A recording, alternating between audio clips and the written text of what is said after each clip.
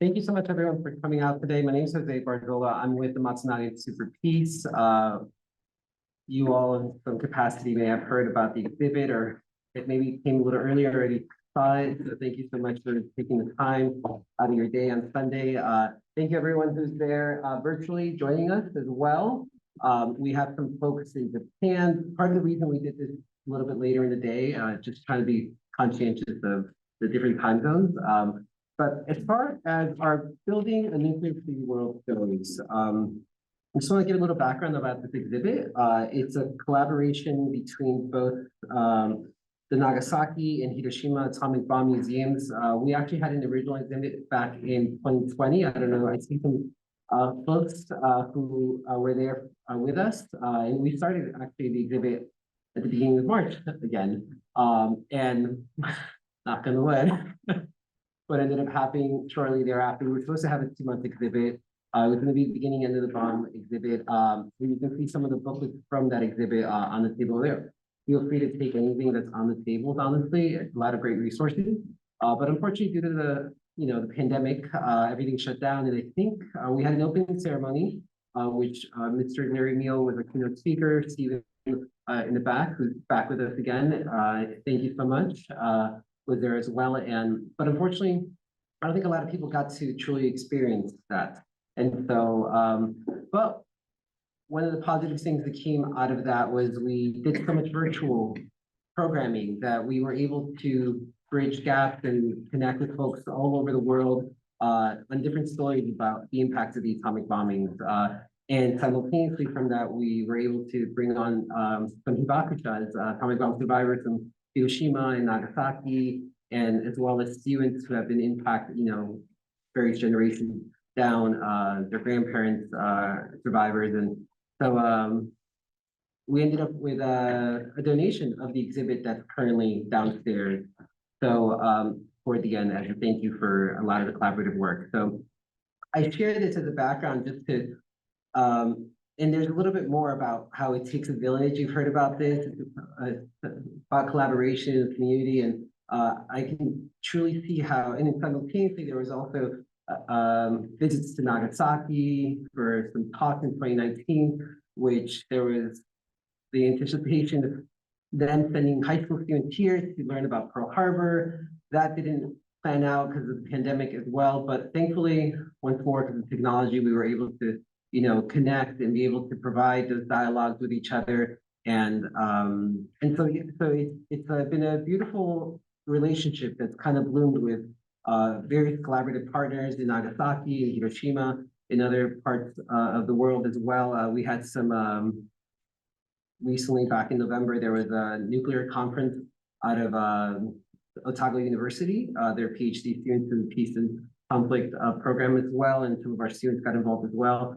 But all in all, this is an exhibit that's long been waiting to happen now. So I'm happy that we're in a better place society-wise as we're still moving post-pandemic.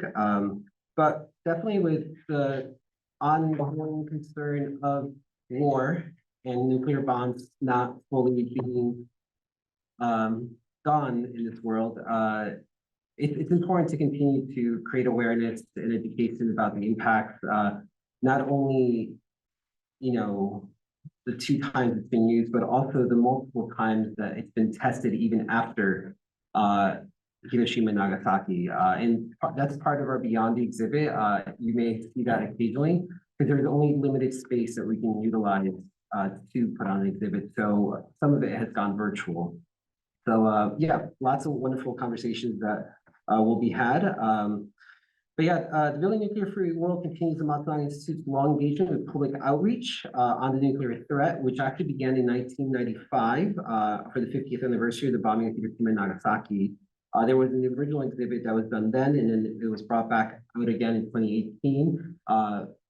Professor Brien Hallett, who's one of our speakers, was pivotal involved in that, as well as Professor Emeritus Michael Jones, who's right here in front of us. So thank you so much for coming out. And then I believe Laura Ruby's joining us virtually. So it is really, once more, it takes a village, it's a community. I truly appreciate you all for taking time In addition to the exhibition, I do encourage you to also learn a little further about Senator Sparky Matsunaga, who our office is named after. And I have to give Donovan Valderrama, you know, Got it right. for, Oh. I was like, did I get it right? For his extensive, you know, research and going into the archives, and with the guidance of Don, the archivist, and who will come up as if you are not aware, the Congressional Papers Archive is housed right here at Hamilton Library. And so if anyone has an interest or wants to take a peek into history, there's a lot more than what's downstairs and what you can find online about the senator. So there are lots. I think it was so essential, this collaborative simultaneously, because as we talk about building an interfaith world, I think we need to focus on peace building, and the importance of that as we move forward. And that's a vision that the senator had since actually he was an undergrad, and even before that. So without further ado, I see a couple more familiar faces in the audience. Oh, come on in. Come on in. Welcome. I'm going to turn it over to Dawn, who's going to share a little bit about the congressional papers. Please feel free to take any chairs or snacks. Go right ahead. Yeah. Not just be really. Hello, my kako. My name is Dawn Swill, and I'm here representing the UH Manoa Library's Hawaii Congressional Papers collection. Our Congressional Papers collection houses the archives of many of Hawaii's post-statehood members of Congress, including the archives of Senator Spark Matsunaga. And the Matsunaga collection, I'm pleased to say, is one of our most heavily used collections. And it's consulted by researchers who come to Hawaii specifically to use that collection to research topics like, you know, the building of the H3 freeway, the establishment of the United States Institute of Peace, Hawaii's transition to statehood, and of course, redress for Japanese Americans that were incarcerated during World War II. So in the exhibit downstairs, hopefully you folks have gotten a chance to see that, or we'll head down there after the program. Our Congressional Papers collection is really pleased to be able to share some highlights from the Matsunaga archives that really showcase the senator's role as a leader and a peacemaker. And in addition to the material from the archives, we're super excited to be kind of like debuting some footage, some moving image footage that was recently digitized by our partners at UH West Oahu, and that's part of our newly established Hawaii Congressional Media Collection. So you folks can see that on the monitor downstairs. So I just wanted to extend our mahalo to the Matsunaga family for entrusting our library with their papers. I wanted to thank Jose and the Matsunaga Institute for partnering with us on this and giving us some space in this exhibit. I want to thank Ulu Ulu, the Henry Ku'ualoha Juni Moving Image Archive of Hawaii at UH West Oahu, who we partnered with to digitize some of this footage. And most of all, I would like to thank Donovan Valderrama, Library and Information Science student who worked tirelessly to curate the archives portion of the exhibit. So thanks a lot, Jose. Thanks, Donovan, and Donovan's Ohana too.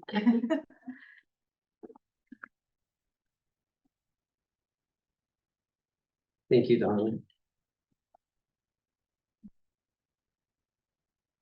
Thank you. The audience, a couple of folks to thank. So I do want to acknowledge some additional folks. One, I want to make sure we acknowledge all the hibakutas for continuing to everything they've had to adhere, and it's been quite an honor to be able to hear their stories during my time, especially, since I've been with the Matsunaga Institute. And I gotta say, no one story is the same, and each one always opens up my eyes to some new perspective. And recently we actually just got back from a trip to Japan where we brought some students to visit Nagasaki for a symposium and Hiroshima for another collaborative. And it's one, if you ever get a chance to hear testimony in person, it's really memorable. Definitely, and then simultaneously, one thing just to share briefly that came about recently was about how there was great shame initially as hibakusha. It wasn't, you know, now you fast forward to this year, there's great honor, respect, and you know, we as a community listen to their guidance as we move forward.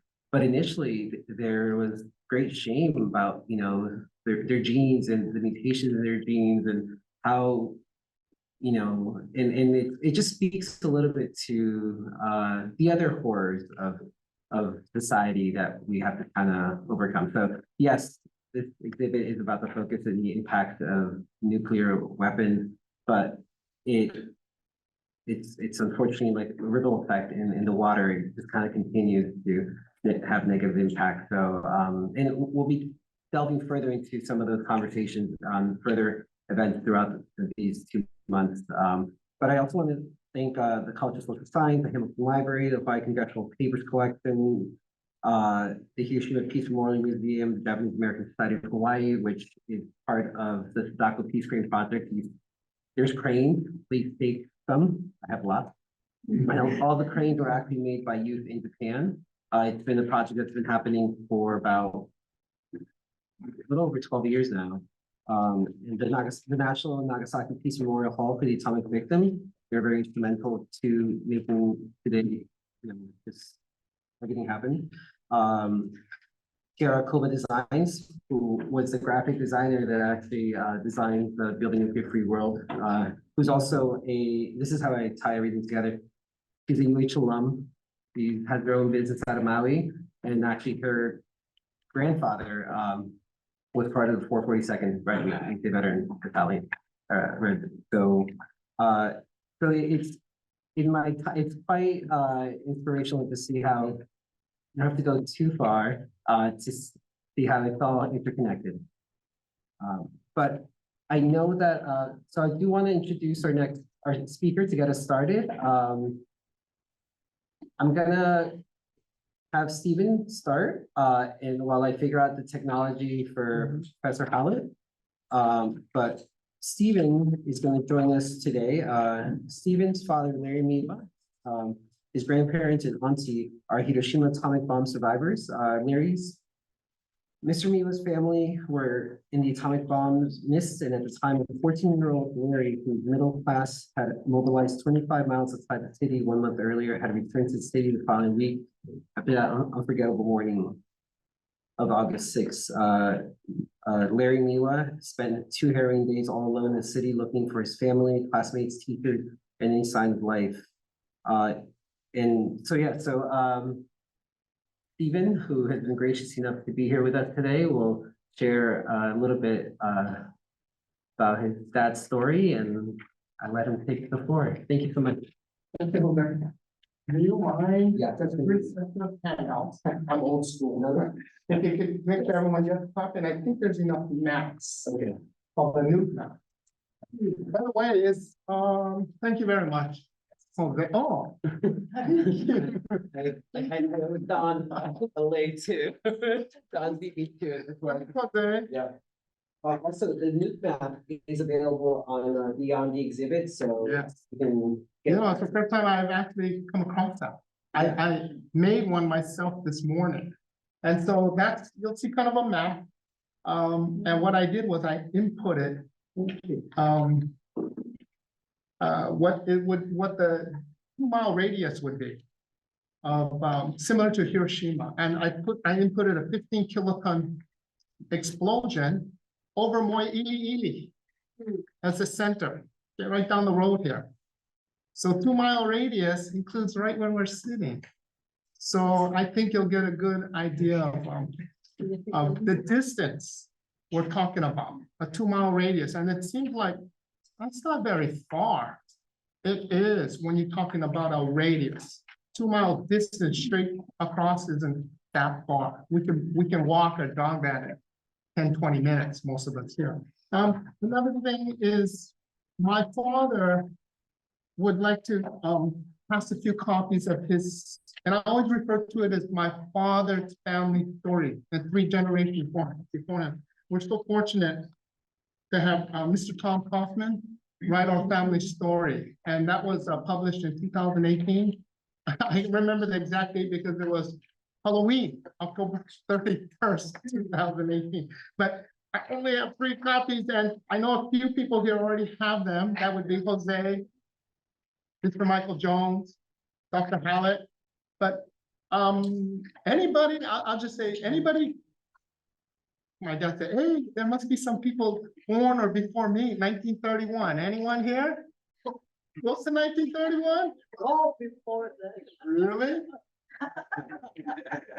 Here you go. Anybody born in the month of July?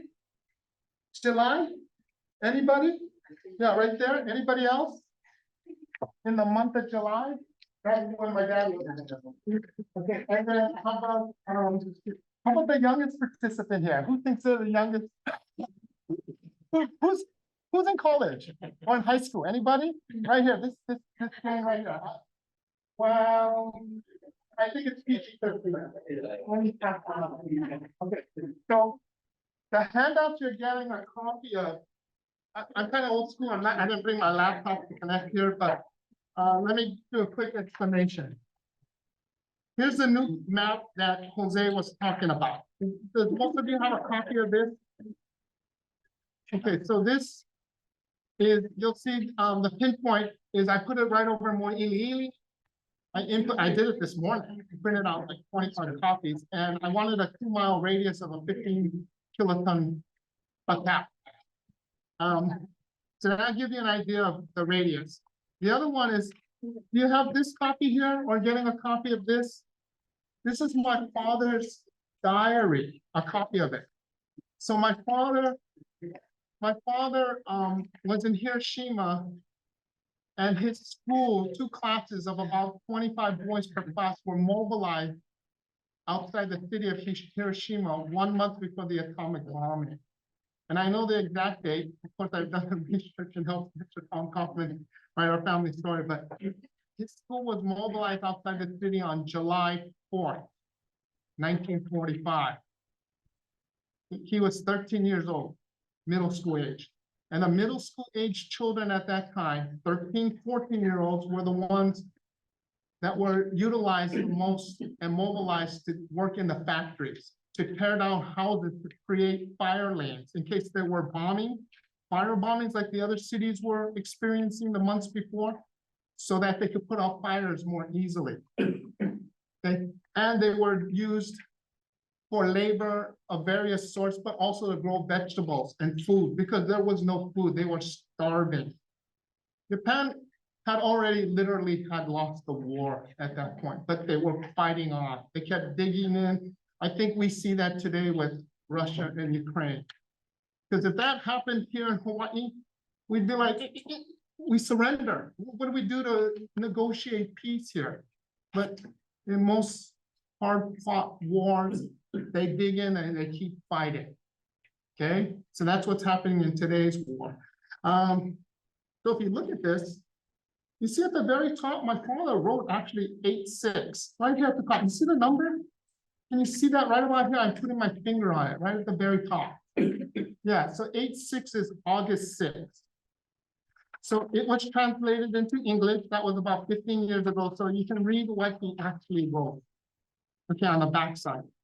This map you see here, these 2 maps, it's 2 or 3 maps. I put these in and I wrote a little bit more of a description.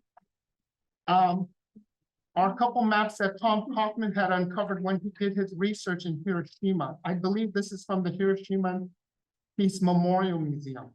And they were drawn by Hibakusha, by a man who worked at the credit union in the same town as my father had grown up in Yokogawa, Hiroshima. And Some of that is translated here on the bottom. It's very detailed, it's quite graphic. And you can see in red, those little images of people, those are not individuals, those are probably tens and hundreds of individuals. You see the shrine that looks like it's on fire?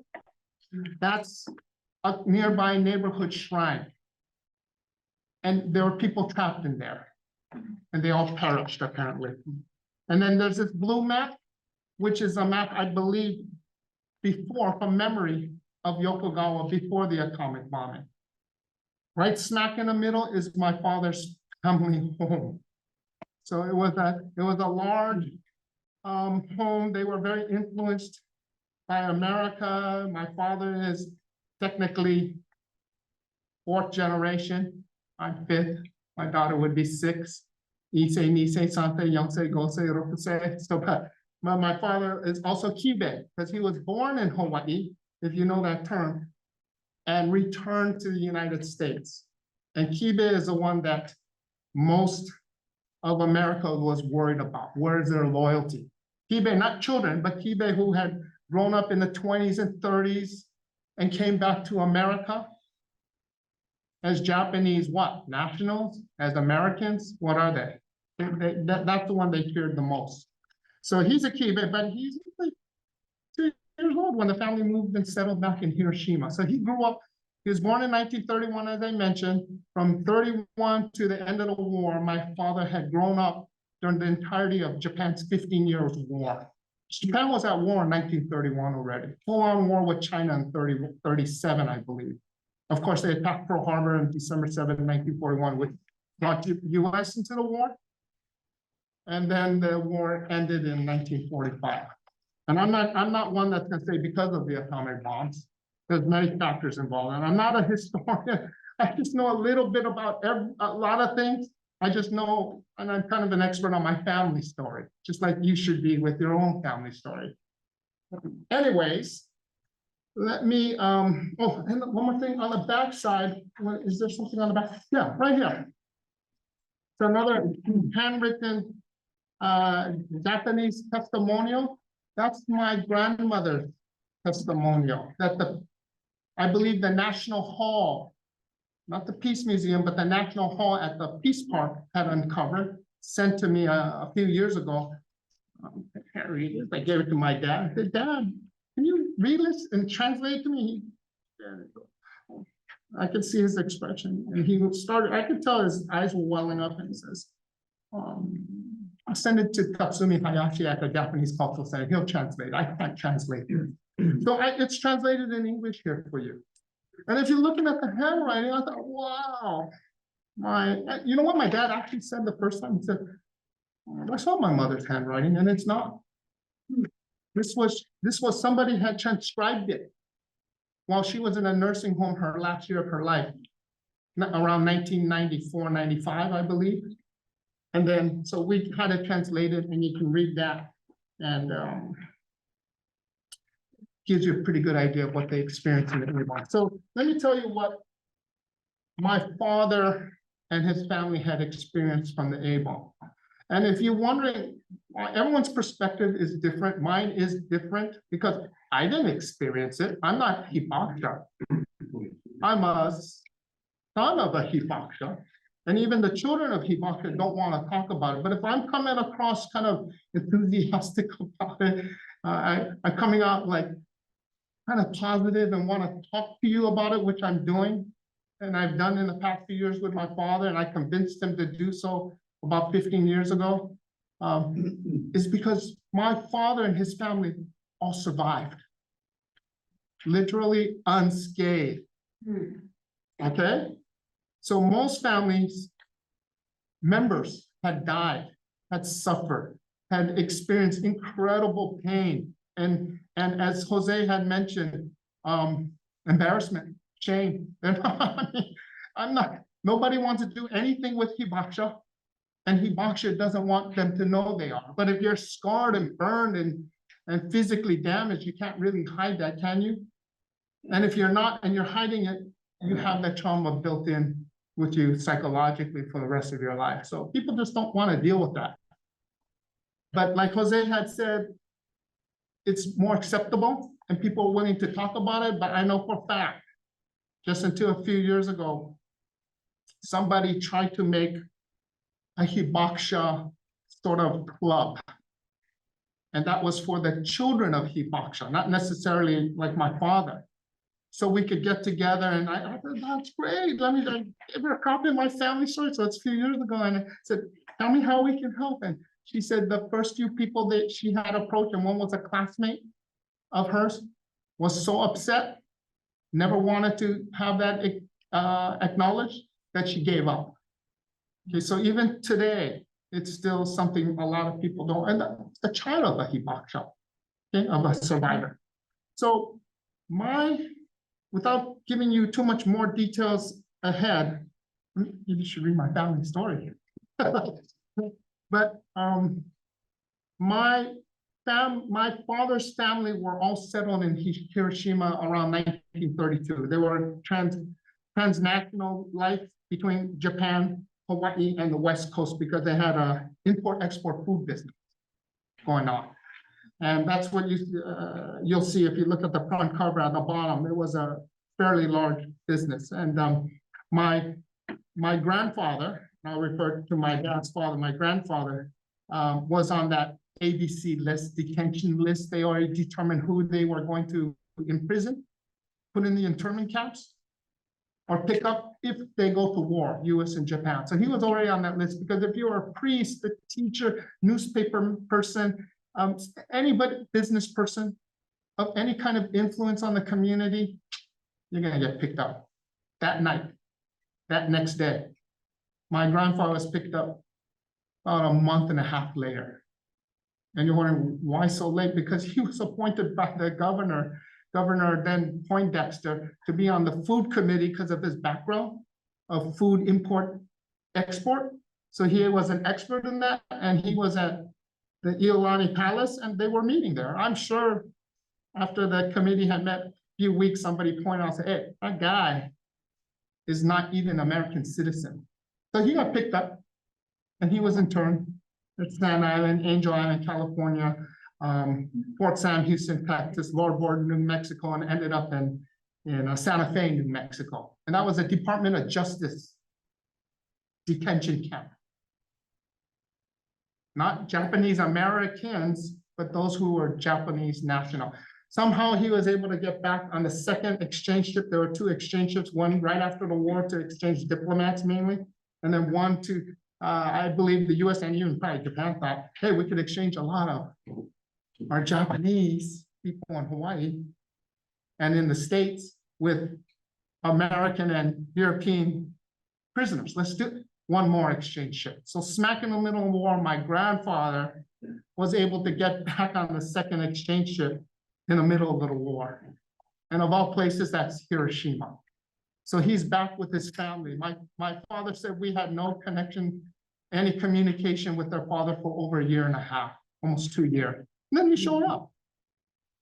And that was important. My father and my dad's older sister, my dad's the youngest of 4, but had told me many times that he should have just stayed. He should have just stayed in America to the end and after the war. Then our property wouldn't have been confiscated. Then we would still have our business intact. Then we could all come back to Hawaii. I said, after years of research and time, I said, oh, if he didn't go back to Japan somehow, I think you folks would have all perished one way or another, because it was him that had put the countryside home, cabin, log, whatever, log, just a small hole in a wall cabin out in the countryside a few months during the summer, early summer, to move some of their personal belongings, kimonos, some furniture, some photographs that survived. And so the family was going back and forth out to the countryside to get vegetables because they were starving. There's no food in the city, very little. They were rationing and you could only have so much or so little food. So they were doing that. So they had a safe haven to go to. Anyways, my father and his classmates were mobilized outside the city about 25 miles. And on August 6, 1945, probably around 8 in the morning, him and his fellow students were working in the fields, on the mountainside. And they could see these 3 large planes.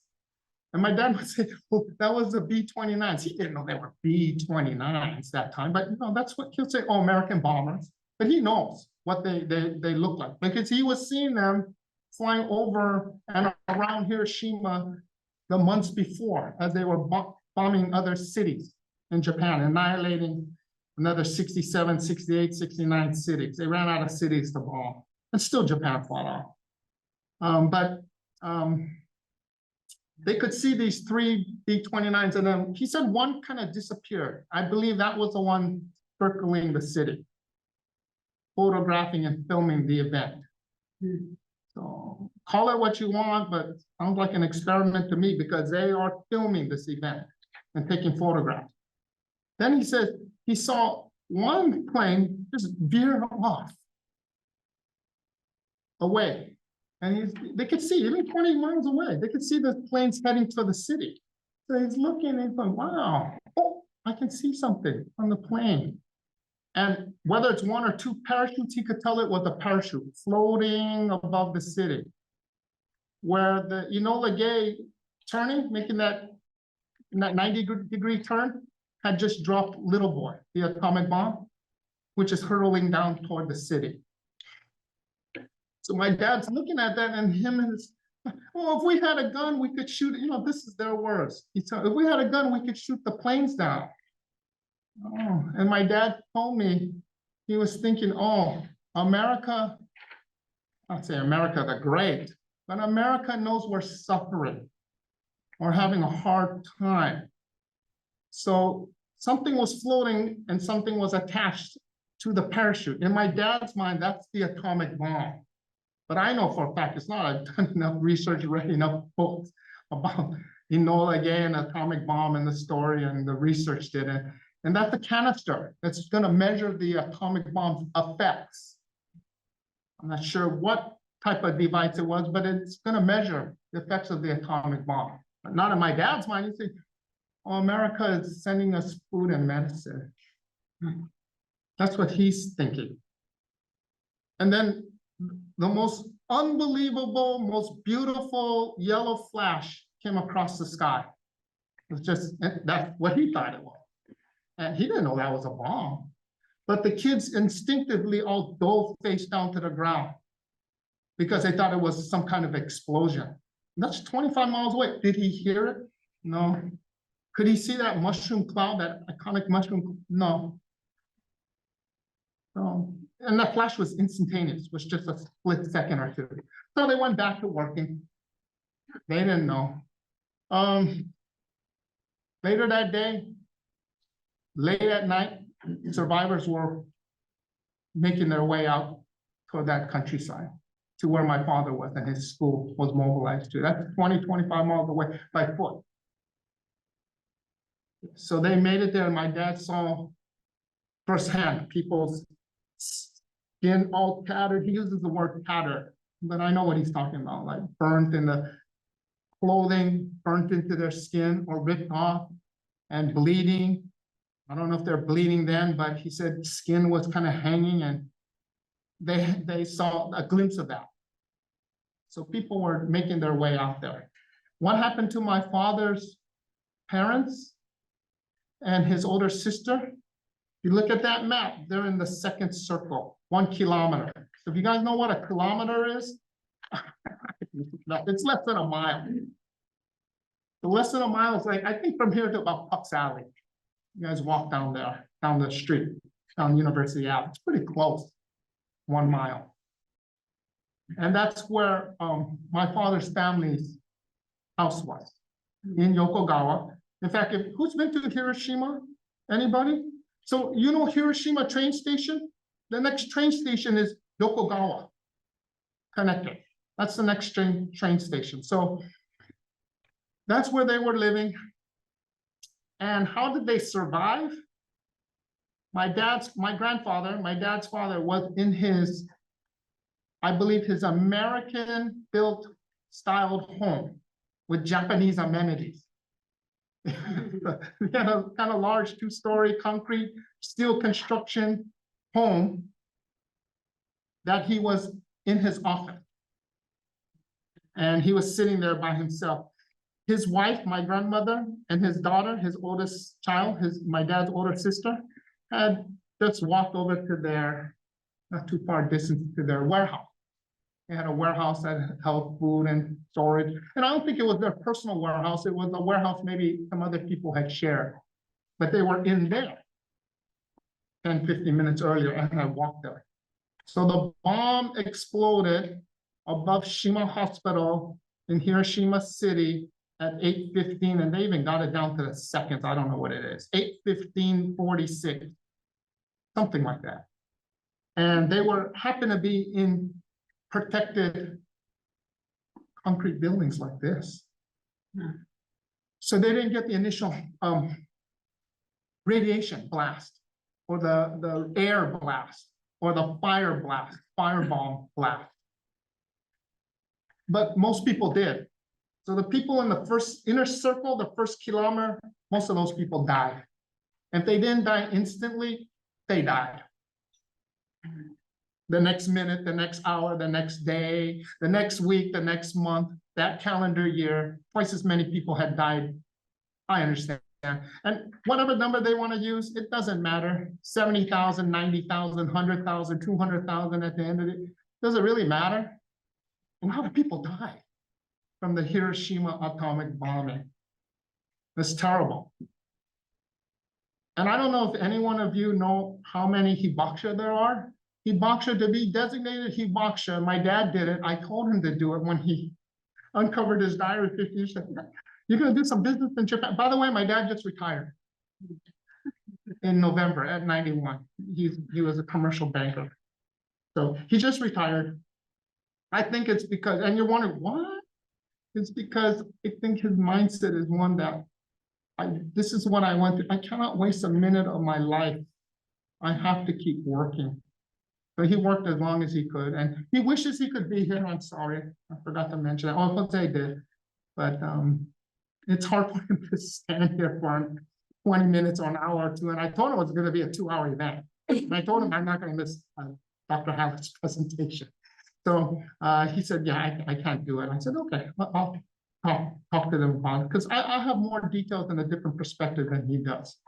He'll start mentioning things and tell you things like Hiroshima atomic bomb was like a toy, a firecracker. Compared to what, Dad? Compared to today's nuclear weapons, of course. I said, yeah, it is. Technically, it is, but it's not. It's very horrific, so horrific they've never done it again, right? We've never dropped nukes on any other civilization since. There's always been scares. There's always been broken arrows. You guys know that terminology? I know Dr. Jones and Professor Jones and Dr. Hallett knows that. That's Americans' terminology for accidents, near-miss accidents. Many, dozens and dozens, and that's just in the US. I wonder how many Russia's had, where they could have nuked somewhere, or our own city, our own port here in Pearl Harbor. But anyway, sorry, lost my train of thought. But anyways, his parents were in the midst of the A-bomb, didn't get the initial impact. If you read a little bit of the description my grandmother had wrote, they had gotten out of the, and I know you guys can multitask, so that really helps. Sorry, I can't even recite it. I'm a little bit nervous, but my auntie had told me, you can't think of anybody but yourself in that situation. How long it took them to get out and dig out, because the roof fell on them. The walls were still intact, but it was crumbling. And she said they got out and it was just dark and smoky and fires. You could smell the fires burning and people running around. Even the soldiers were running around, not helping anyone. Money was flying around. Nobody was picking up the money for their lives. Unfortunately, a lot of people ran the wrong way, I'm sure, into the fire. How come my auntie and my dad and my grandmother knew where to go because of that countryside shack. They knew where to go, run to, up north, wherever that was. So they were able to escape. And then my auntie said her mother had grabbed her hand and they were dragging each other, almost like pulling each other apart, but they dared never to let go, and they were able, and then she stopped. And she lost her mother's hand, and she's screaming, "What are you doing, Mom?" And she was gonna go on her own. She wasn't gonna stop for her mother. That's what she told me, because it was life or death, those seconds. Because there was a neighborhood boy she recognized, and she grabbed his hand. And then they continued on as a trio and made it out. And they felt something inside of them churning that wasn't right. So she told me she called it a concoction of raw eggs, castor oil, whatever they could that they took to help expel it out, to vomit it out. And I think that saved their lives. Because my auntie lived almost 95 years of age. My grandmother lived to almost 91 years of age. But my grandfather, my auntie's father, didn't show up for another 40 minutes, maybe an hour later. I said, why? Because he was trying to help other people. So that map shows, I can't read Japanese, you might be able to read it, you'll probably see the name Miwa, but they had two large homes, as I mentioned. One was American style built home, the other was Japanese style. The American style two-story home had Japanese amenities. The Japanese home had American toilet and refrigerator, and they had a bridge between the home. They were wealthy enough to do that. And it wasn't my grandfather that built those homes, it was my great-grandfather who built the first business beginnings of their import-export business here in Hawaii. Do you guys know Markai? Could have been Miwa Kai. I don't know. Could have been food import-export. Yeah, it could have. I don't know. Maybe. Could have been, but it didn't. Okay. Because even my father said it's okay to have nothing, but if you have your life, you can start from nothing and go up from there. But anyway, that would be nice if my dad could tell you that, not me. I'm saying it wrong. But anyways, how about my grandfather? He could hear people screaming trapped inside of homes. That's what I understand. Nothing he could do. He got burned, not from the A-bomb. The fires of the homes all burning. They're all wooden homes. So he got burned here, but he made it and rendezvoused with the family. About an hour later, maybe. Did he take that concoction? I don't think so. Did he live to 90 something? No, 9 more years. But if you read that, that's why my father was almost crying. And when I read it the first time, I was kind of tearing. I was like, wow, grandfather sure suffered for 9 years with a burning sensation in his body, like he was being microwaved for the rest of his life. That's what he died from the most common cancer. It doesn't matter what kind of cancer you die from, associated with the atomic bomb, but the most common was stomach cancer. You're not going to survive that, no matter what. It's a death sentence, stomach cancer. And I remember one time my auntie had told me his father's only cure he thought would help him. Remember, he was working in Hawaii a lot. He was traveling back and forth. He came here as a 17-year-old, but he went to Midpack, learned English.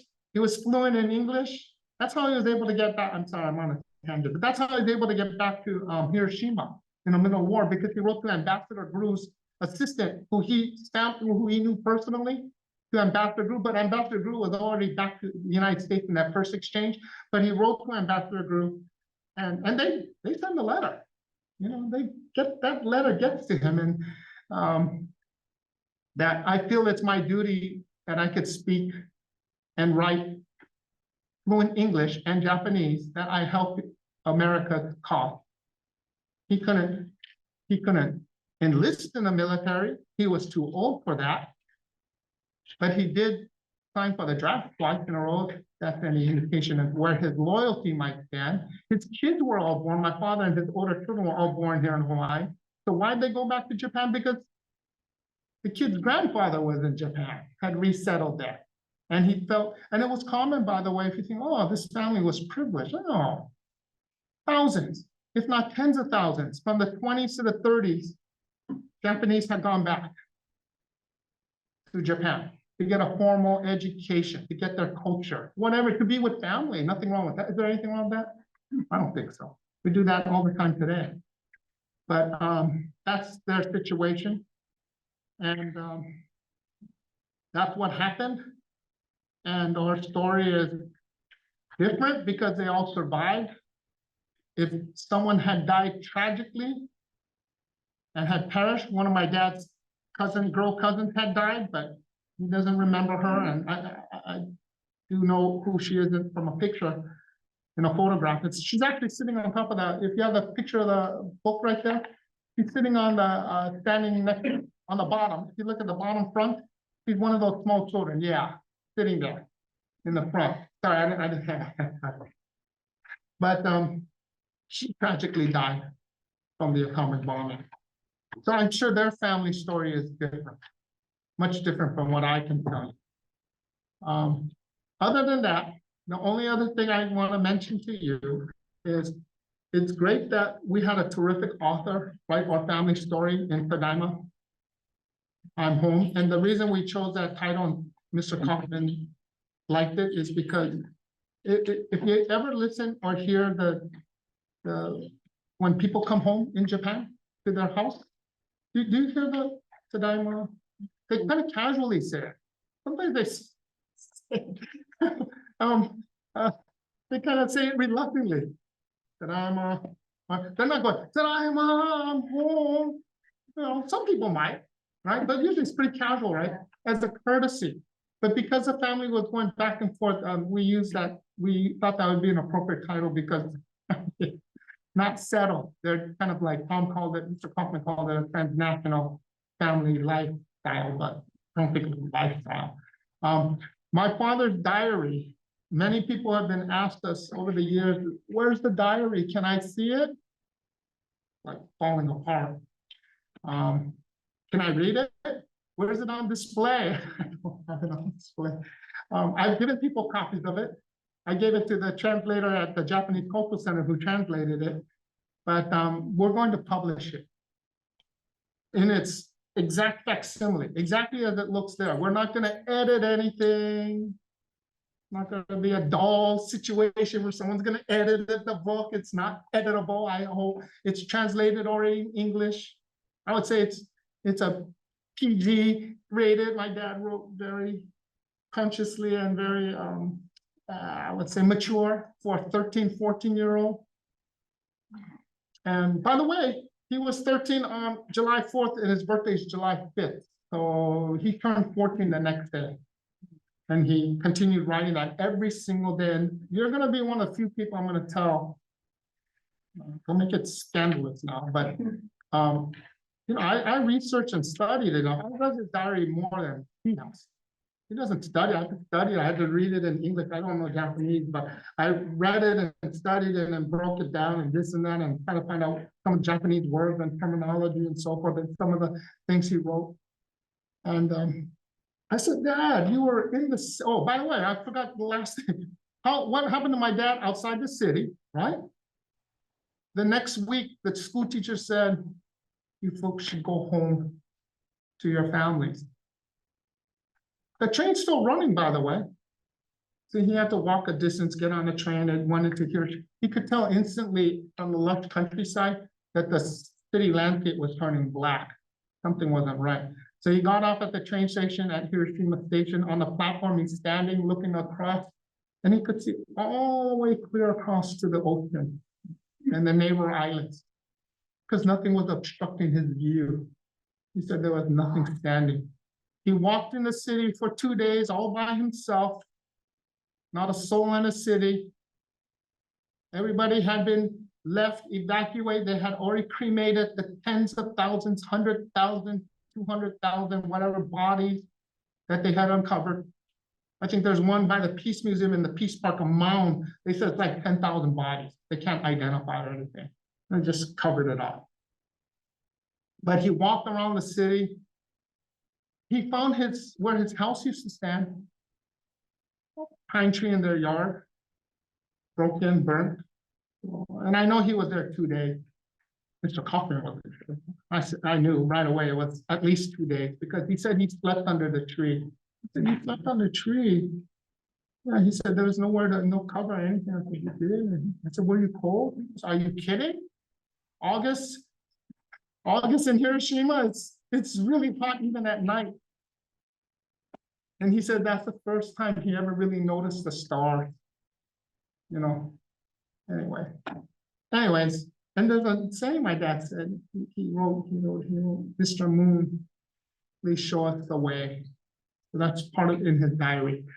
But he walked through the whole city. I didn't know his school was that far away from the Peace Park, probably another half-mile away. He walked there over Ioi Bridge, past the dome. He saw the dome, which the skeletal dome, iconic peace dome, whatever you want to call it, the Gembaka dome, atomic bomb dome. But he walked past that to his school, and there was a broken wall, and the school was mostly gone. And my dad told me, the first time he would tell me, and he was going over his diary, he said, "Oh, I kneeled down." And I said, "Oh," and I said, "What are you thinking, Dad, where everybody is? If everyone's dead, all your teachers and students are all perished?" And he goes, "Well, I wasn't thinking anything like that. I was wondering if I should eat that tomato in the garden that they used to have." So in his diary, he mentions the green little tomatoes, because he visited a home visit a few weeks before the bombing. And then 1 month later, there was one charred black tomato still hanging on the vine. I said, "Why would you eat that?" And he said, "Because I was starving." So I said, "Wow, that's pretty sad." So anyways, he was able to get back, and he said it was the end of the world. And then he found the water well, to put out fires. How ridiculous, right? Probably a well about this big. And then he'd look again, and he looked, oh, somebody wrote something in white chalk. And he's reading it, and he said, "Oh, that's my father's handwriting. It says we're safe out in this area." Yeah. So he's like, I said, "Dad, were you jumping for joy? Were you happy? What are you talking about?" He said, "It only gave me a little bit of hope to go on. I was almost dead," because he didn't eat or drink any. He was already starving. He didn't eat or drink anything for those 2 days. I said, "Oh, it's even sadder." I said, "What happened?" He goes, "Oh, I went to the train station. I was standing there. I didn't know what to do because I didn't have any money. And I asked the person in the station, the train is still running, right? I told you." And the guy goes, "Hey, kid, nobody has money. Don't worry. Just get on the next train." So he waited, got on a train. Train doesn't, not like, bullet train leaves every 5 minutes or whatever. No, they're sitting in a train, and my dad goes into his pocket. He found a few dry beans. And he was before he could eat one, 2, 3 people were hovering over him inside the train. So he shared the beans with them, and they were courteous enough to leave a couple beans for him. So my dad ate a couple of beans. Eventually the train went. He got up the countryside. He said it was 7:38 at night. It was almost pitch dark. It was like a couple shacks, one with a little light in it. They said, "Okay, I'll just knock on that door," knocked on the door, and his mother opened the door. And I said, "Wow, what did you say?" He said, "I think I said, Tadaima." And that's it. So he's alive. He's doing well. For a 91-year-old, he wishes he was here. If you want to know more about his diary, we are going to publish it. I'm still working on it. I don't have all the pictures or images or permissions from the Peace Museum, although they said they sent it to me. It'll be different because it will show the vibrancy of Hiroshima. My dad's diary is a 13, 14-year-old. He wrote it for 2 months. It's all translated in English. It's not a, what do you call that, bilingual book, but it's a dual language book. I'm not gonna translate my introduction, this and that, whatever I worked on into Japanese. Well, the people in Japan are people who read only Japanese, they should learn some English. But that they, and then I thought they used to learn more Japanese. I said, no, that's okay. I'm not, but, and you can criticize me for that. Someone has. But, it will be published, I hope, this summer. And my father had established his own peace foundation. He says he just wants to make it a teeny tiny reminder, stark reminder that we should never nuke each other again. Because it's pretty horrific. And I did mention Hawaii, firecracker. So you guys know how big the nuclear weapons are, thermonuclear weapons are? Does anybody have an idea? The biggest one that was tested? Over 2,000 were tested. Underground, on the surface, in the atmosphere. But one in 1958, 59, I believe, called the Tsar Bomba. That time was the Soviet Union had tested that. You know how big that explosion was? 3,333 times one Hiroshima atomic bomb. And what freaked me out was when I researched that, the scientists and American scientists, how arrogant. I'm not criticizing America, they're brilliant. The scientists said, that's nothing, we can make it 2-3 times bigger than that.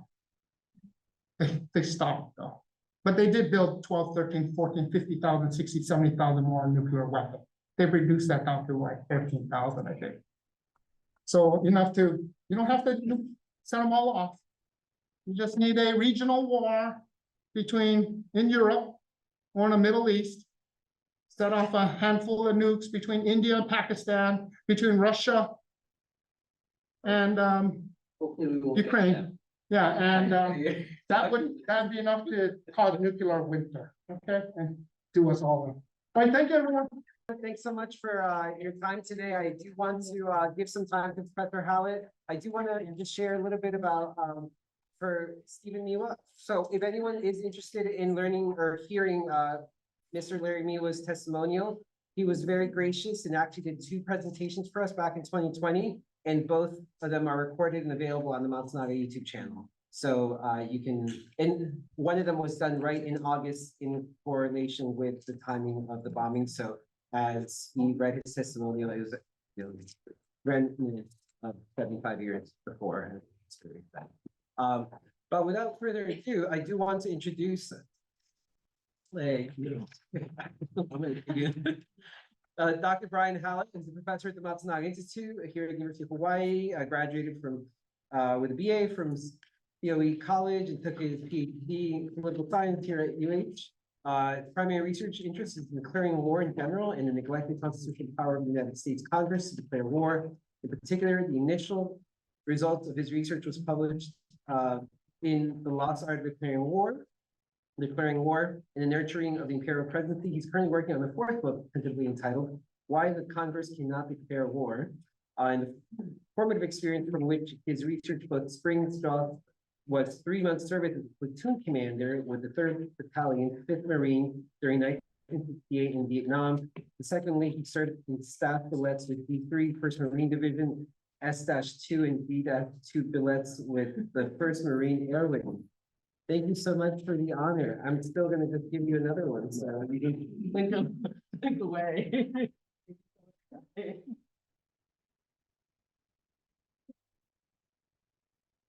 Before we get started, I'd like to recognize Mike Jones, and somewhere out there in the ether is Laura Ruby. And Mike Jones is the original inspiration for this exhibition. 1995 for the 50th anniversary, and we held it over in the architecture building. And I'd like to recognize Maya Sotoro, our colleague, and the mainstay of the Institute for Peace. So, welcome. I first gave this lecture in the 1980s, and of course that Mike Jones was involved in on nuclear issues, and I've been giving it ever since. And before the pandemic, for 15 years, I've been going to Hiroshima every summer for the Hiroshima Peace Program and giving this lecture. So the problem is that there are two stories to tell. There's the story of the American veterans. And the American veterans, when you talk to them, will tell you that the atomic bomb ended the war and saved lives. They will tell you, that the veterans, right, that I had orders to the Pacific. So sorry, I just realized that folks online can't see it. You got that folks online. Yes, Oh, share a screen, yeah. yeah. There's always something.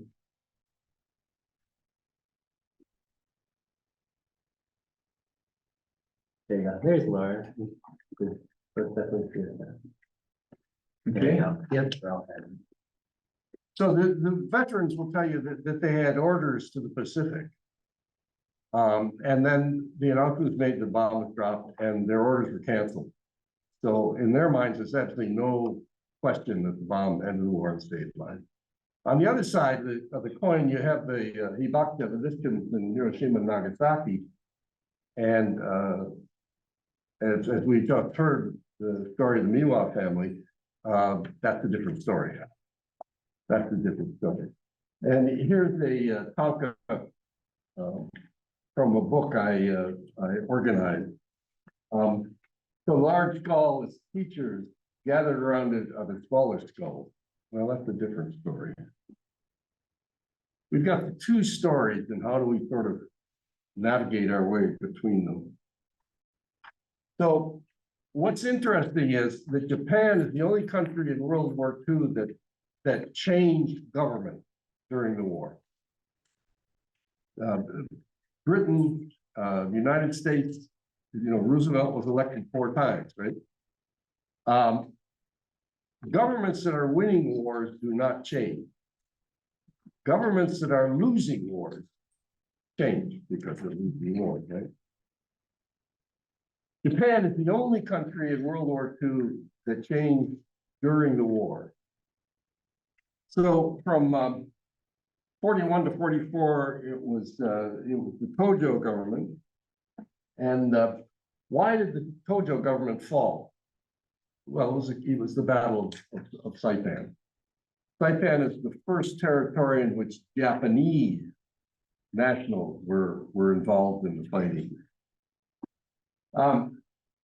After Tojo, General Koiso formed the government from July to April 1945. And his government fell too because of the Battle of Okinawa. So after Okinawa, there was an interregnum, and Baron Suzuki finally formed a government in April of August 1945. And it fell, you'll be surprised to learn, on the 17th of August after the surrender. And so Prince Higashikuni then took over the interim government until General MacArthur arrived. Governments that are winning wars do not fall. The Japanese knew they were losing the war, right? So they've recently redone during the pandemic, they redid the Peace Museum in Hiroshima, not in Nagasaki, but in Hiroshima. And this is from the previous exhibition. So the United States believed that if the atomic bomb ended the war, the U.S. would establish post-war supremacy over the Soviets. In addition, the atomic bomb had cost $2 billion. Linking this weapon to the end of the war would help justify the expenditure. So these are the reasons that are given for the atomic bombing. So the big reason is end the war and save lives, right? But during the Cold War, there was a school of thought that said that the atomic bomb was not the last bomb of World War II, it was the first bomb of the Cold War. So the bombings of Hiroshima and Nagasaki were to impress Stalin and make him amenable to whatever the United States wanted Stalin to do. However, this is $1940. And this is real money, right? The bureaucratic imperative implied by that $2 billion is if you give a bureaucrat $2 billion and tell him to build a bomb, what's he going to do? He's going to build a bomb. And what's he going to do after he builds a bomb? He's going to drop it. I mean, this is the way bureaucracies work all over the world, all throughout history. So the bureaucratic imperative is important to keep in mind.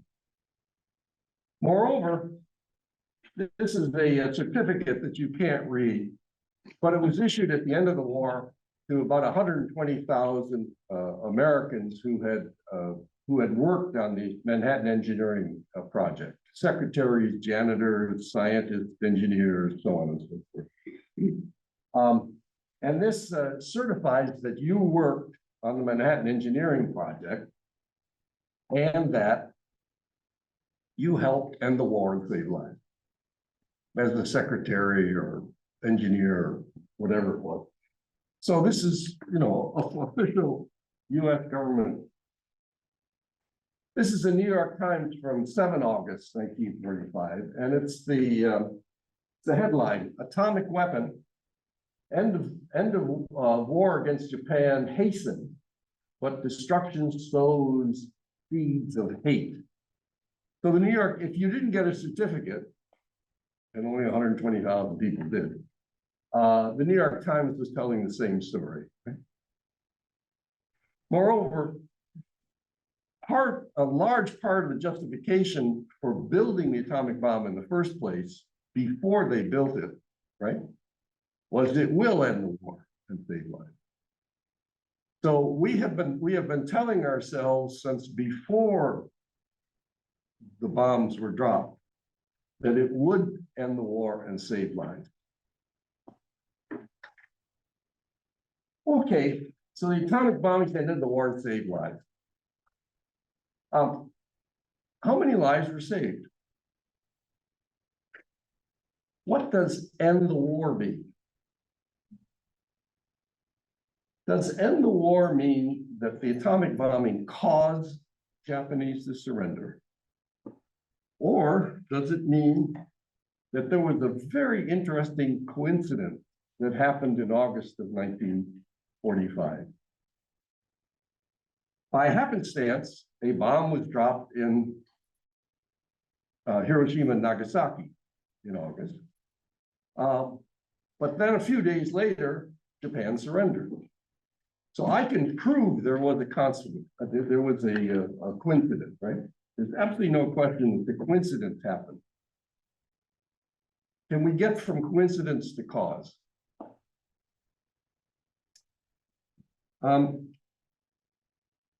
So casualties is killed and wounded, and this has to be distinguished from killed, right?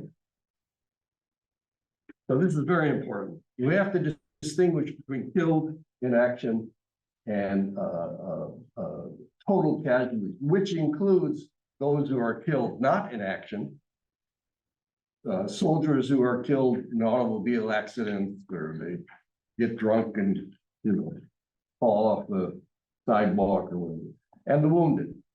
So the casualties is total casualties: wounded, non-combat, and killed. And the killed are always much, much less than the wounded, right? So what were the casualties in World War II? In World War II, total American battle deaths was 290,000. So another 150,000 were killed in, I don't know, truck accidents, airplane accidents, you know, different accidents. There were 671,000 wounded in World War II. That gives us a total of 1,487,000. Total casualties in World War II: Europe, North Africa, China, and the Pacific, right? So in August of 1942, in his radio address announcing that the bomb had been dropped, Truman said that the bomb had been dropped to save the lives of thousands and thousands of Americans. In a very, very important article in February of 1947, Secretary of War Simpson said that over a million American casualties. That's wounded and now the total number of actual casualties was 1 million plus, right? And he's arguing that an additional million are going to be killed in the invasion of Japan. Winston Churchill in 53 said 1 million American lives, and Truman in his memoir said 500,000. So the Americans killed, the total American casualties in the Pacific War was 1 to 5. And the Americans to Japanese killed was 1 to 22. It was a very, very bad war for Japanese. So if we take Churchill's 1 million Americans killed, that means that there were 5 million Americans.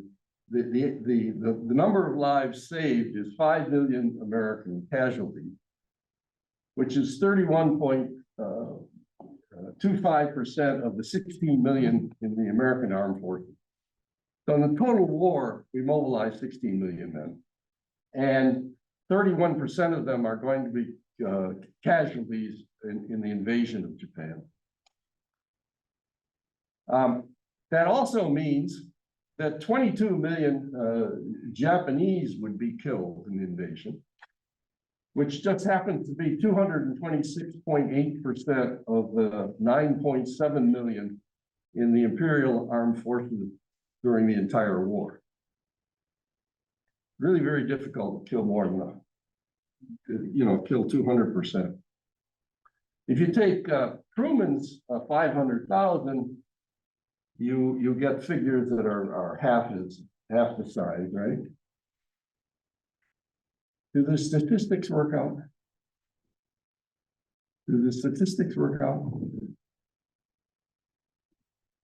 So in 1945, General MacArthur was asked to estimate casualties of the invasion of Japan after Okinawa, right? And the first thing General MacArthur said is, you can't estimate. I mean, who knows, right? Who knows, right? But if you're going to make an estimate, his estimate was that the casualties of Operation Olympic, which was the invasion of Kyushu Island, would be about the same as the third Luzon, the reconquest of Luzon, which is say 31,000 casualties, 7,000 to 8,000 American dead. And if the Japanese didn't surrender after the Americans took Kyushu, and there was a need to invade Kanto Plain and Tokyo, you double the number. So in August, Truman had said the bombs were dropped to say thousands and thousands. Well, the thousands is probably 7,000 or 8,000, possibly 15,000, 16,000 dead. 30,000, 60,000.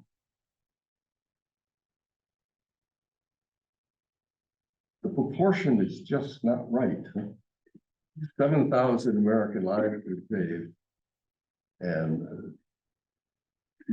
as we just heard, who knows how many people were killed in Hiroshima and Nagasaki, 200,000. Proportions doesn't make sense. Lives were not saved, or 7,000, 8,000 lives at a cost of 200,000. Well, okay, no lives were saved. I mean, who cares, right? If the bomb had ended the war, then why are we worrying about lives, right? Ending the war is certainly a good thing to do.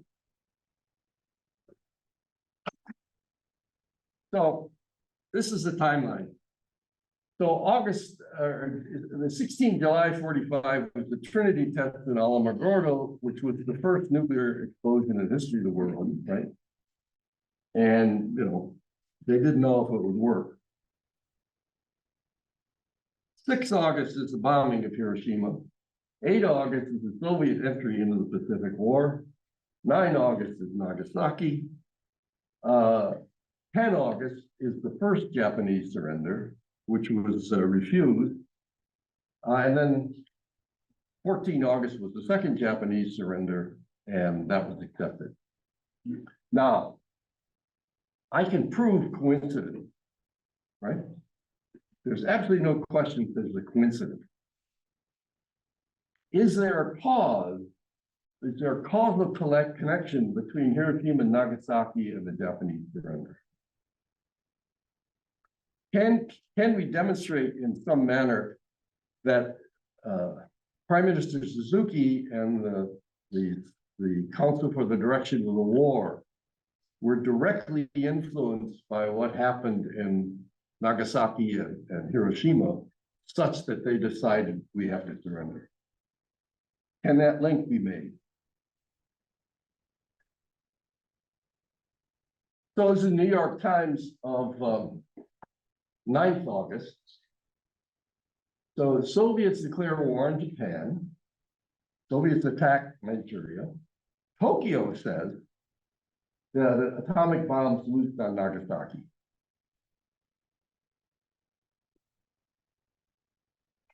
Very unusual for the New York Times to have large headlines like that, right?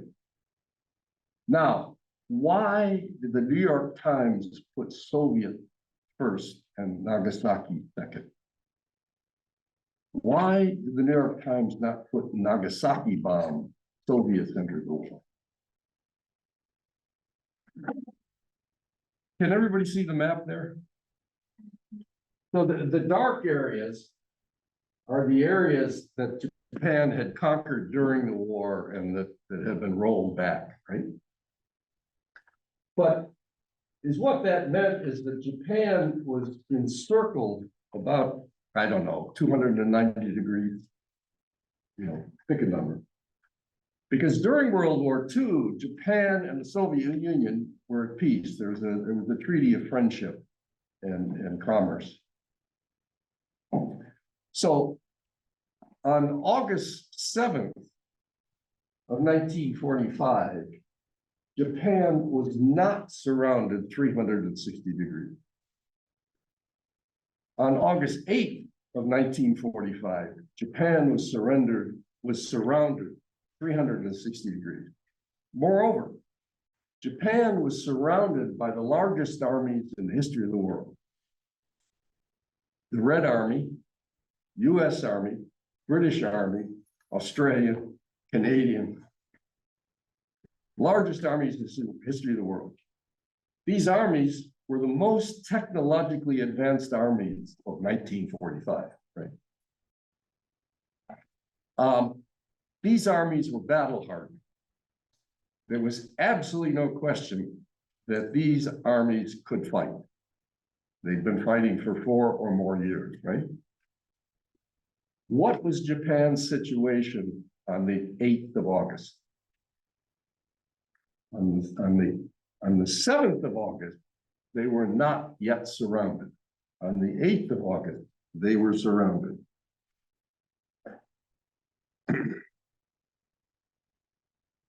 So, whoops. There's the timeline.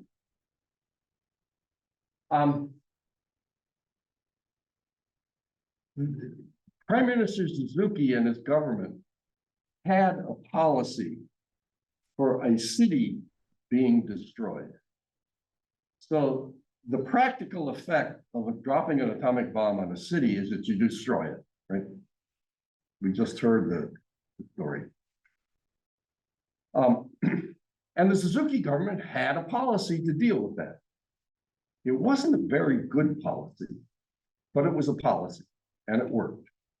It was a policy that Winston Churchill had used in Britain when Luftwaffe bombed British cities. It was the policy that Hitler used. When the Allies bombed Germany.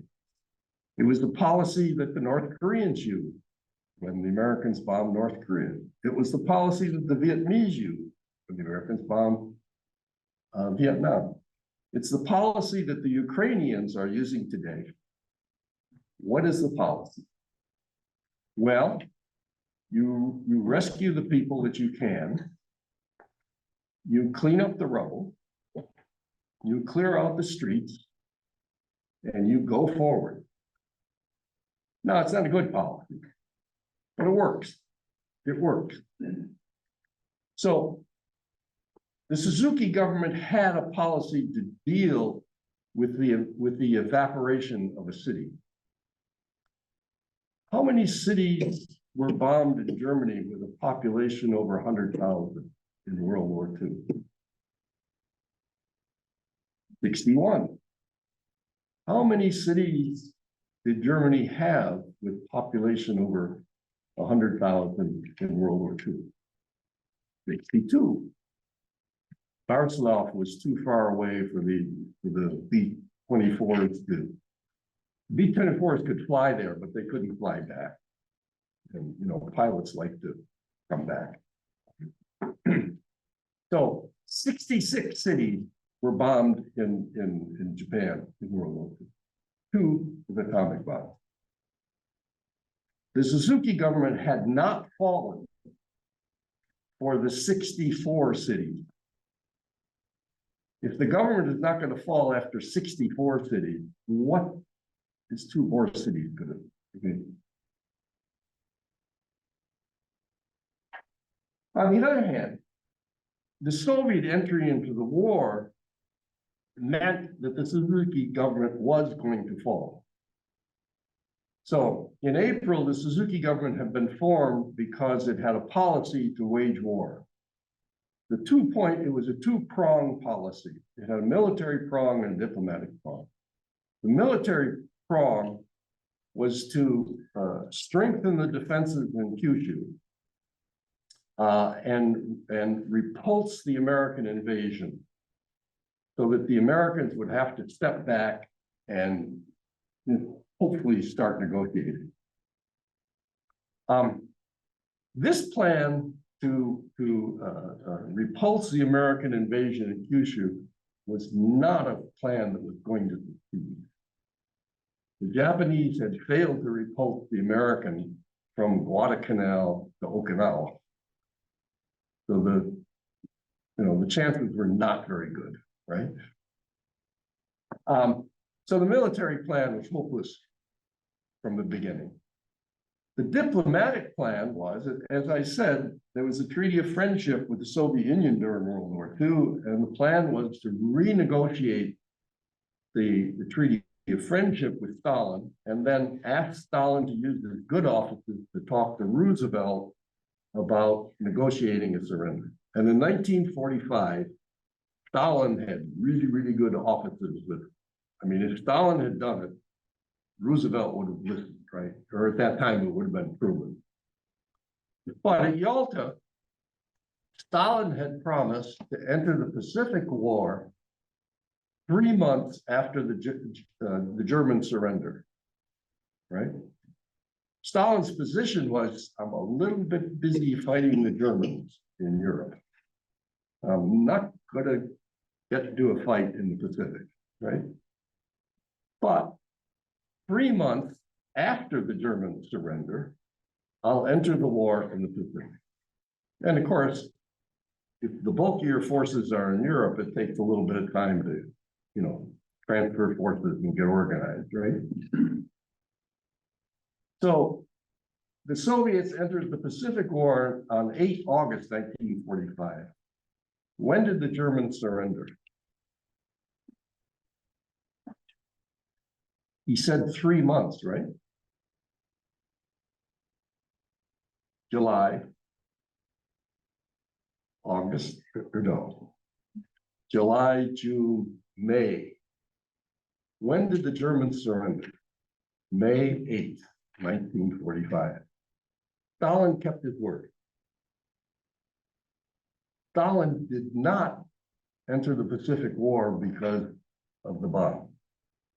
He said at Yalta he'd do it in 3 months. And guess what? He did it in 3 months.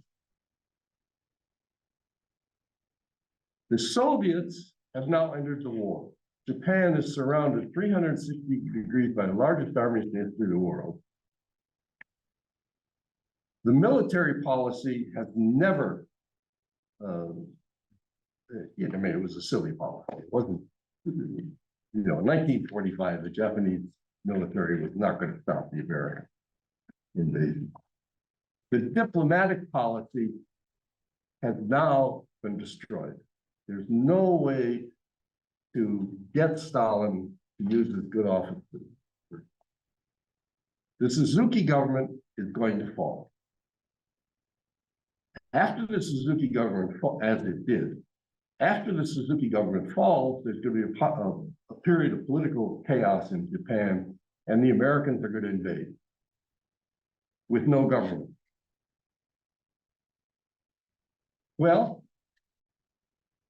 on the 8th of August, after the Soviet declaration, the emperor asked Suzuki to have his government meet and discuss. What did the emperor ask them to discuss? Hiroshima and Nagasaki? He asked them to discuss the Potsdam Declaration, which is the declaration that Truman had just made calling for unconditional surrender. So from 8 o'clock in the morning on the 9th, from 8 o'clock in the morning until, from 10 o'clock in the morning until 8 in the evening, the Suzuki government met and everybody said exactly what they had been saying for 6 months. And nobody changed their position, right? At noon, word came that Nagasaki had been bombed. And everybody said exactly what they've been saying for the last 6 months. So at 8 p.m. with the cabinet in deadlock, Suzuki asked for the imperial, the famous imperial conference. And at 11 o'clock, they met with the emperor, and everybody said exactly the same thing that they've been saying for the last 6 months, right? And at that point, the emperor famously stepped into politics, as the phrase goes. And he said it was his personal desire that the war come to an end. The cabinet went back. They reaffirmed, the emperor had no power to do this. There's no political power. So the cabinet reaffirmed that they would surrender. They drafted a document, sent it to the Swiss sent it to Washington, and that was the first surrender. So if you're going to prove that Hiroshima and Nagasaki influence, you have to prove that it happened in this time frame. The Americans said it was an atomic bomb on August 6th, but who believes enemy propaganda, right? So it wasn't until the morning of the 9th that the official determination, the Japanese determination that yes, Nagasaki or Hiroshima was an atomic bomb. So the influence, the causal influence would really have to take place between the morning of the 9th and the evening of the 9th when the decision was made. And these men, all old, would have had to have imagined the power of an atomic bomb, which they hadn't seen. They would have to imagine the biological effects of atomic bombs, which were not well understood at the time. And they would have to do this while considering the fact that their government was going to fall, that they'd lost the war. They understood the Soviet entry into the war because it destroyed their plan, their diplomatic and military plan. Just lost. Here it is. Just this is here. Right over there.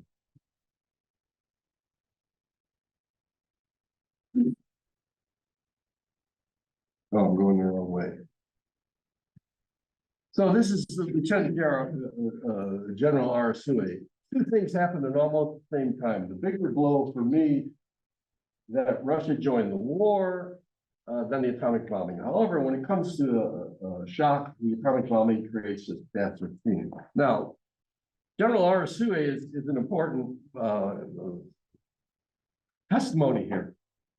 He led the official Japanese delegation that went to Hiroshima. Now, he was in the third level of decision-making in the Japanese government, but he was the highest official who had actually seen Hiroshima. And what does he think? The Soviet entry is the larger blow, The decision makers had not seen Hiroshima.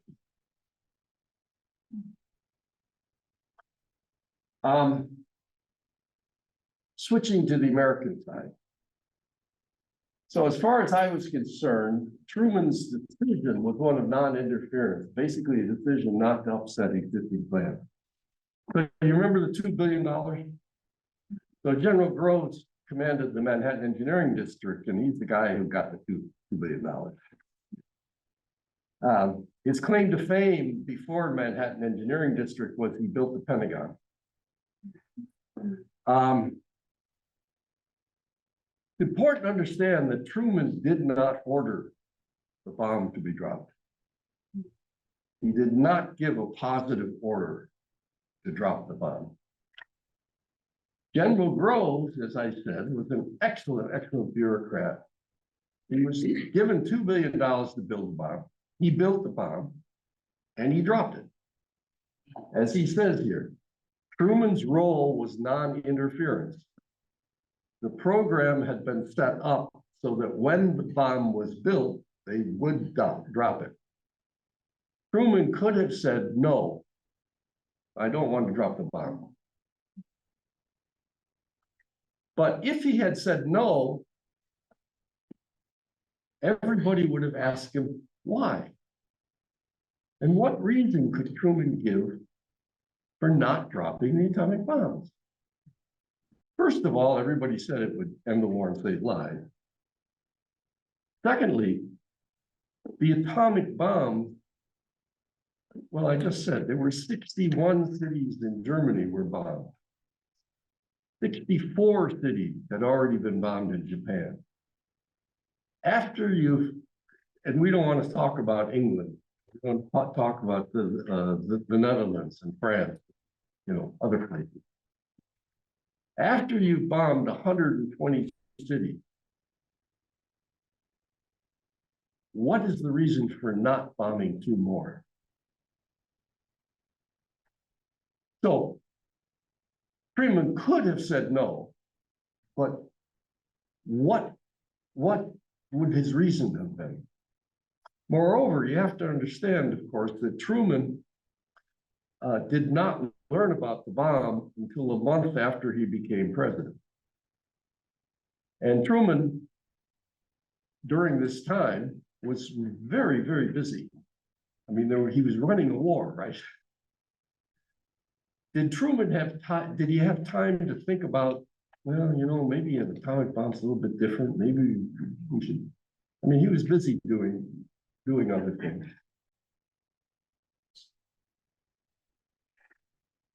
So General Groves continues. I said they could not fail to use the bomb because if they didn't use it, they would immediately cast a lot of reflection on Mr. Roosevelt. And on the basis of that, why did you spend all this money and all this effort? And then when you got it, why didn't you use it? Also, it would have come out sooner or later in a congressional hearing, if nowhere else, just when we could have dropped the bomb if we didn't use it. And knowing American politics, you know as well as I do, that there would have been elections fought on the basis that every mother whose son was killed after such and such a date, the blood was on the president's head. Truman could have said no. But the politics of saying no when he had absolutely no reasons to say, to back up his no, were devastating. I would also suggest to you that this political implication here is the strongest basis for continuing America's present nuclear policy. If President Biden said we're going to get rid of all these nuclear stuff, the Republicans would be all over him. You know, how can you do that? You're no longer protecting us.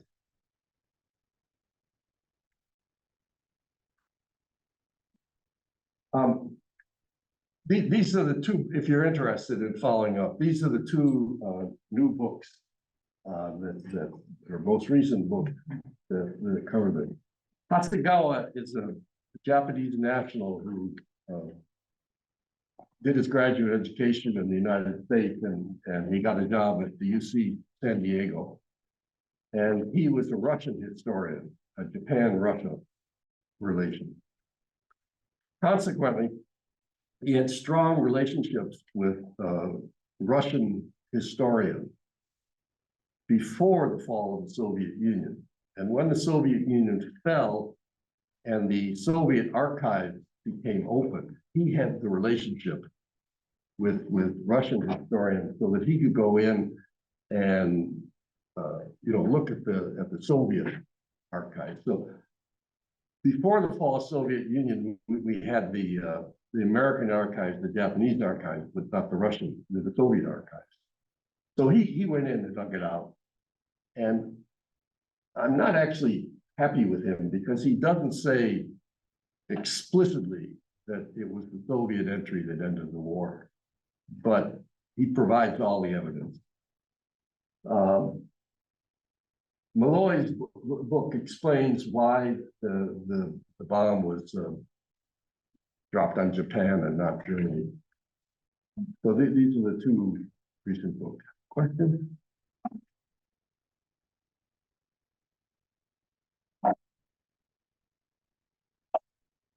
Yeah. I know President Truman had used the phrase reign of ruin. You know what he's referring to about the reign of ruin on Japan? Yeah. Could you explain? Well, in his speech on August 6th, his recorded speech, he used this phrase, reign of, if Japan does not surrender, the reign of ruin will, like nobody's ever seen before. And it was just hyperbole to try to get the Suzuki government to surrender. After 64 cities, after raining down destruction on 64 cities,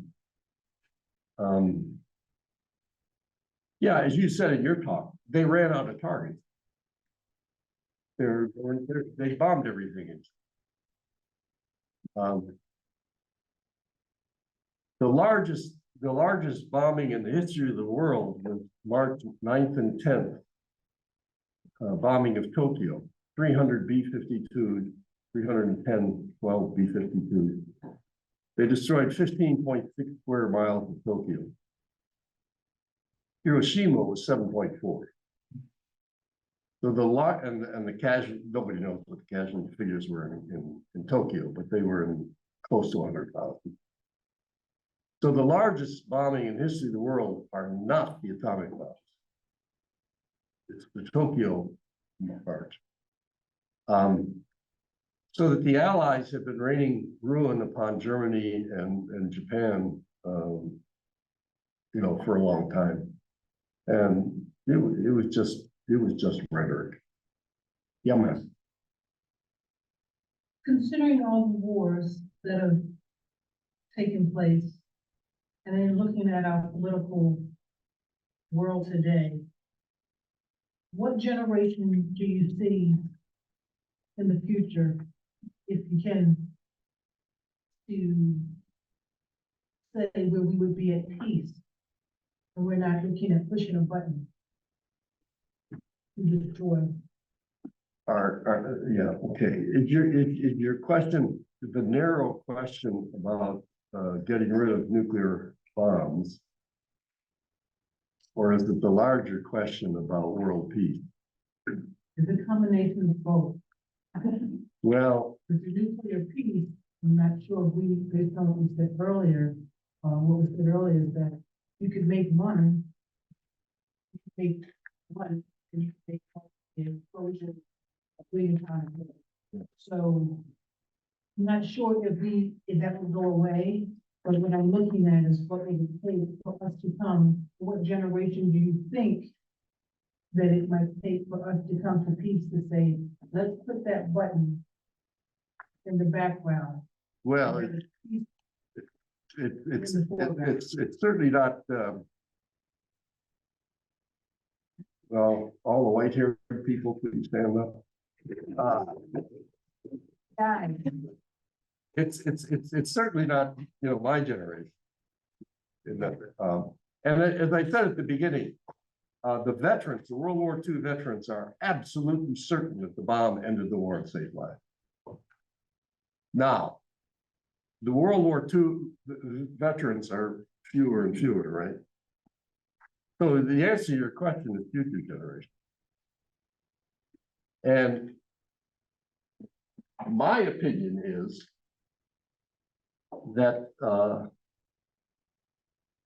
the only empirical evidence that atomic bombs can do something is Hiroshima and Nagasaki.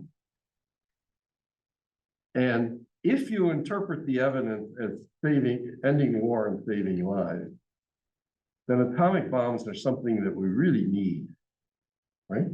Because they end war and save lives. But as soon as you go into the myth and you no longer believe the myth, then I think Hiroshima and Nagasaki are evidence that atomic bombs cannot be. There's no empirical evidence. Once you get past the myth, there's no empirical evidence that atomic bombs are useful. What do you do with things that are no longer useful?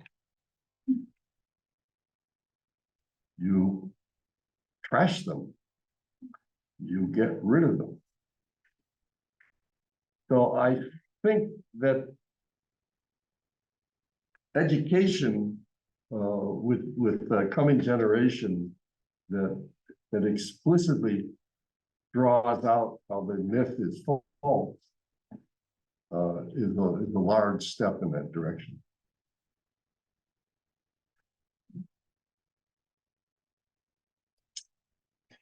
Yes, ma'am. So basically, you're saying that the 300 B-52 bombers that bombed Tokyo is really what ended the war. No, Russia. no, Russia entry. no, I'm just saying that that was the largest bombing in history.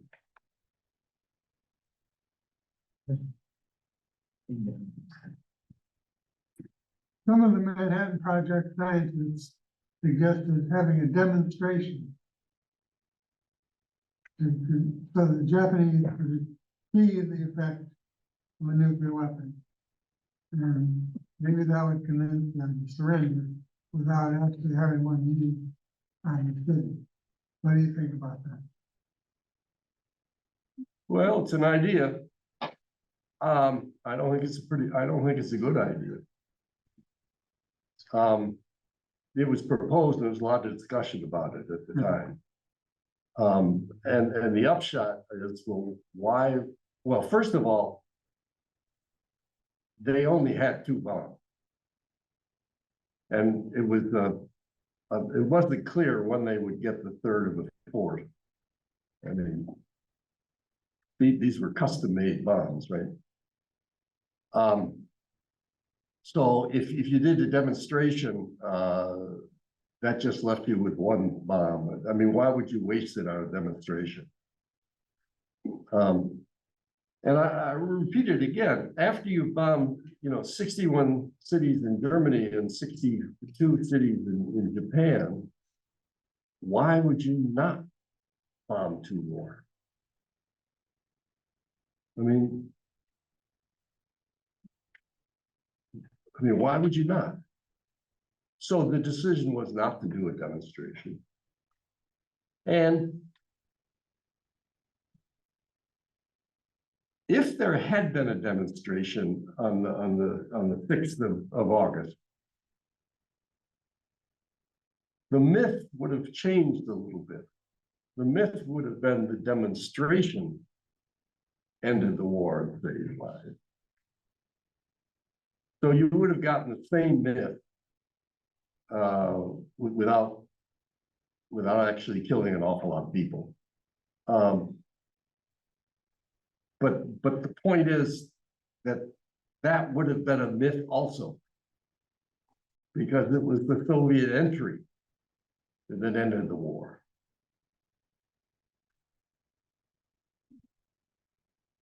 Yes, ma'am. Prior to your talk today, there was always undertones of racism for Hiroshima and Nagasaki, assigned along with the internment camp. But after your talk today, as enlightening as it was also excessively depressing, because what I got out of it is it's capitalism and it's politics. And so to answer your wonderful question, like when do we see what generation, like her generation, her grandchildren's generation? And my attitude is, well, it didn't even strike me as racism in your talk. It struck me as you got $2 billion in the 40s, which is probably worth $20 billion today. And you get the political overlay, which is, you're probably gonna lose your next election unless you dump it. And if you're already building them, then what are you gonna do with them? They're obsolete, you gotta drop them. So I'm like, wait a minute, I see what's happening here. And so I'm not really sure how to answer the question, because I see a lot of political, gain and a lot of capitalism. And I don't know how to address that. And now that my whole world's blown up, that it wasn't racism, which is what my parents were always fighting about. I mean, now it's just plain old simple, how the world works. There was that word too. I don't know, but when I see these professors, what he put up, it sort of strikes me as money, politics. You can't really just, you're probably not gonna get reelected as Truman, right? And I see what you're saying, and we've made some progress with racism, but we haven't made a lot of progress with capitalism and politics. And Black Lives Matter and all that. Which is based on capitalism, which is based on politics. Like, I don't know how to escape what I'm saying, because it strikes me as that kind of depressing, bro. Yeah, well, actually, I mean, what you said, of course, it's accurate, but I think below the capitalism and the politics is technology. You see, the basis of Szilard and Teller, when they went to Einstein, they got him to sign the letter that they took to Roosevelt to get the Manhattan Project, going in 1939. It's really based on the belief that technology solves all problems. I mean, doesn't everybody believe that? And some of you may be skeptical now in 2023, but in the 1930s, and the 1940s, and before, right? The belief that technology would solve all problems was very, very strong. So the driving force for the original, well, The original decision was based, I think, on two motivations. The first motivation was that we know about fission, and we know that it's an engineering problem of how to make a bomb, but we know the principle so that it should be possible to make a bomb. And that the world leaders in this kind of knowledge are in Germany. So Germany was the center of physics research in, before the war. Well, it was a scientific center before the war. The best physicists that would know how to build a bomb were in Germany. And if Germany gets it before we do, that would be really bad. So there was this competition element. But the more fundamental element is technology solved all problems. I mean, if you believe that, I mean, think about President Roosevelt being confronted with, he didn't know anything about physics.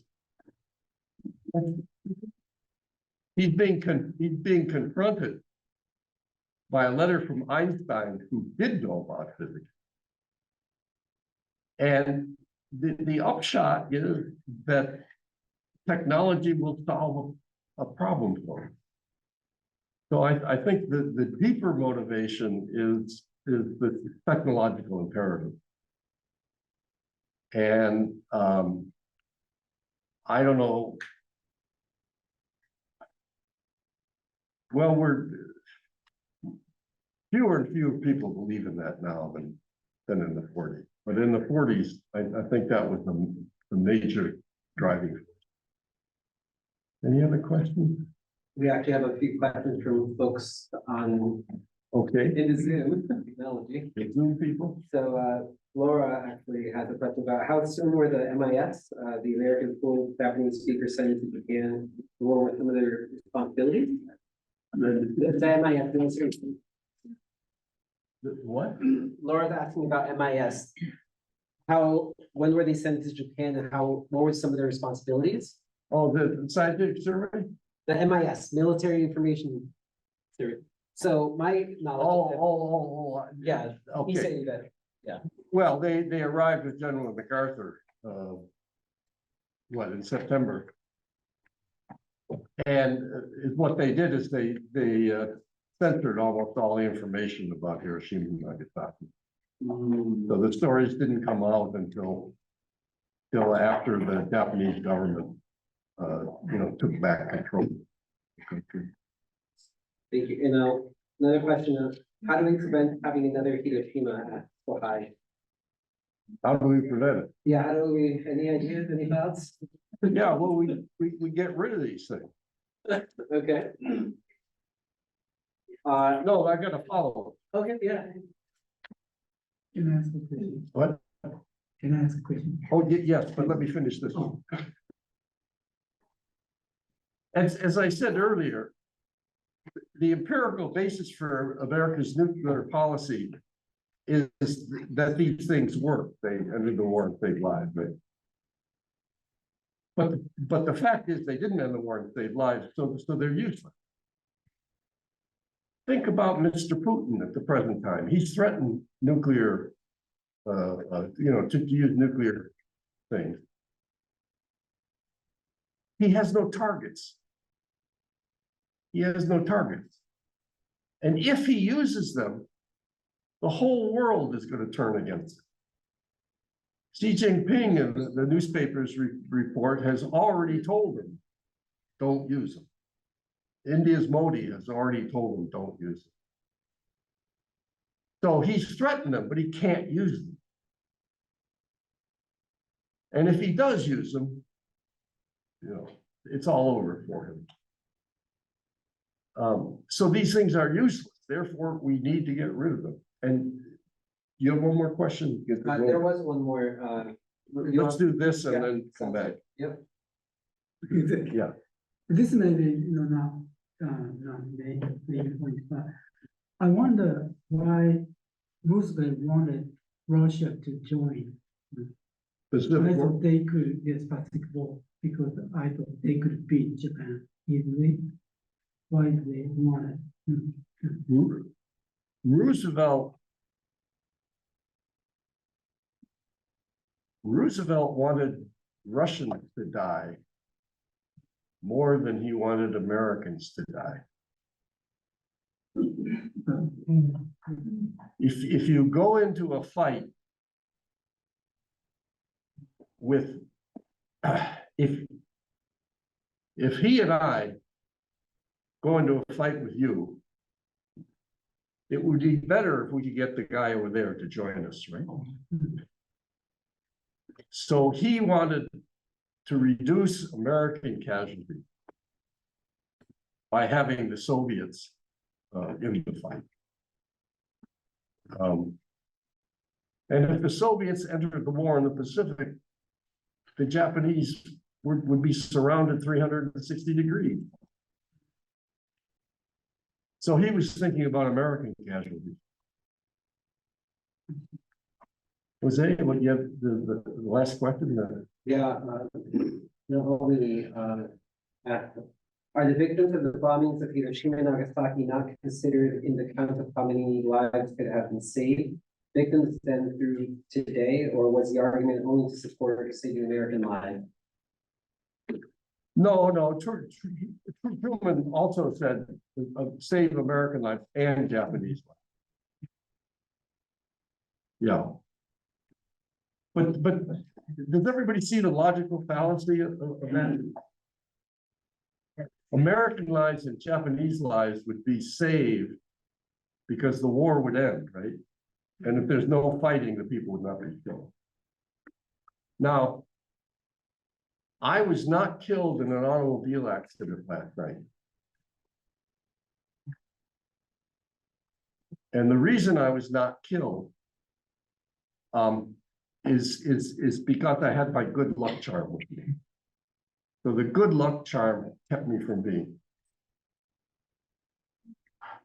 You can't save lives from something that doesn't happen. Right? Somebody, Oh, yeah. that's one question, Dr. Hallett.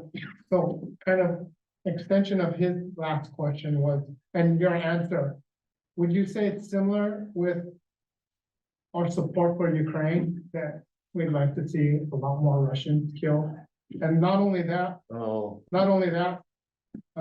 what's depressing, the other thing you had mentioned is I keep hearing in the news of our strength, peace through strength. Are they referring to this unlimited military spending to support Ukraine against Russia and to justify our nuclear weapons arsenal? Is that what they're talking about? Peace through strength? I don't think. No, I think the Ukraine is the really simple story of Putin invaded and the Ukrainians are fighting against them. And as third-party observers, we have to decide, are we going to the beach and forget about the Ukraine?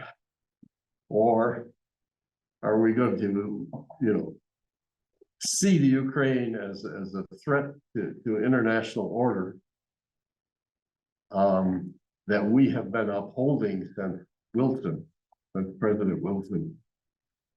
And therefore, as we sent troops to Korea, as we sent troops to Kuwait to liberate Kuwait, we may not want to send troops to the Ukraine, but we certainly want to help out. Yeah, we certainly want to help.